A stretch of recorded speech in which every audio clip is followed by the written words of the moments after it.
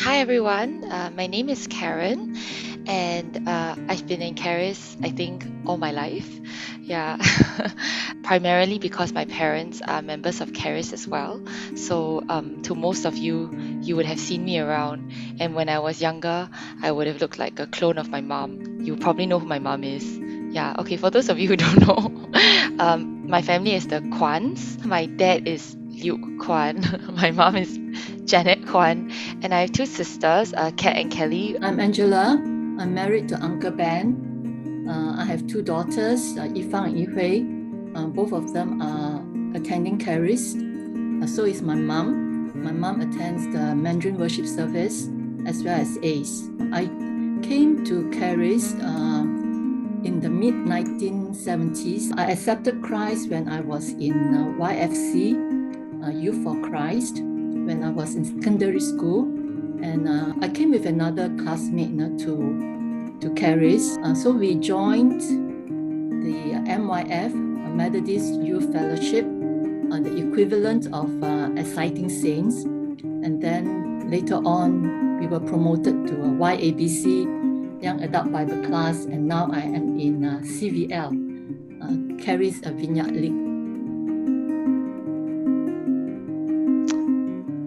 It's not what made me start, probably it's what made me continue, right? Everyone can start something. What made me continue is probably, you get to meet a lot of interesting people, you get to know a lot of interesting concepts along the way. And the great thing is that you get to know a little bit more about how people think or how certain meanings come about even from one object, because different people have different associations or memories of that. So I've always found that exciting. And I'm currently a teacher, so I try to teach that to my kids as well, to let them, enjoy it more, not just from the technical side. When a friend who claimed to be a novice at art started showing me her art pieces, from just sketches to oil paintings, I was motivated enough to want to give it a try. So I signed up for a drawing class and an oil painting class, and that kickstarted an unexpected hobby in painting. And what made me decide to contribute to the Charis Building Fund was really, if God has given me a talent, then why don't I share it and use it to benefit, my community? The painting is entitled His Eye is on the Sparrow. Actually, it's a title suggested by my daughter, Yifang. It's a painting of a sparrow with white flowers, with white daisies in the background. As we know, sparrows are very small, insignificant. In fact, Jesus says that two sparrows are sold only for a penny.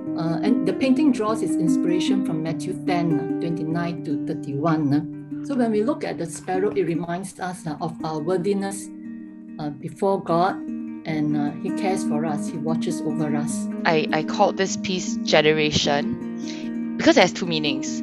So generation in the sense of starting something like Genesis, but also generation in the sense that in a church community, if the community is strong, then God's word will pass down from generation to generation, and the idea is that we will multiply in number. There was a Bible verse that kind of summarizes really well. It's Psalm 78 verse 2 to 4. Even though the work seems a bit abstract, there's definitely that idea that maybe that's something you could see under the microscope when you look at living cells or something like that. And I think we are all living cells, as in our own connect groups or cell groups as well, and also in our own individuals, and we're all moved by the Spirit and united by the Spirit. So that's kind of something organic that I wanted to translate into the work. A lot of the parts of the work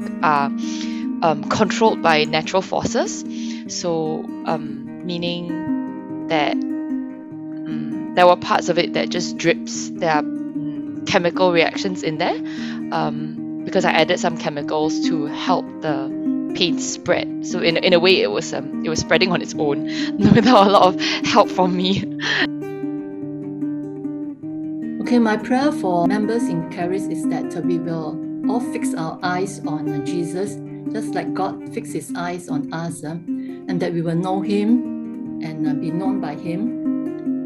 Of course, we don't need to wait until we return to Charis to cultivate this close relationship with him. Charis has a very long-standing social tradition of sorts.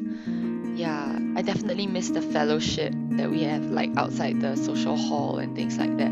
So knowing that the building's going to be redeveloped for extra space, that's going to be nice. I don't know if it's a good thing to wish for change, because I kind of already just miss how it used to be in a way, you know what I mean. In the meantime, before our new building is ready, hope that everybody stay safe, wear your masks, and continue to pray that the Spirit will continue to move amongst us, and also let our lives bless others.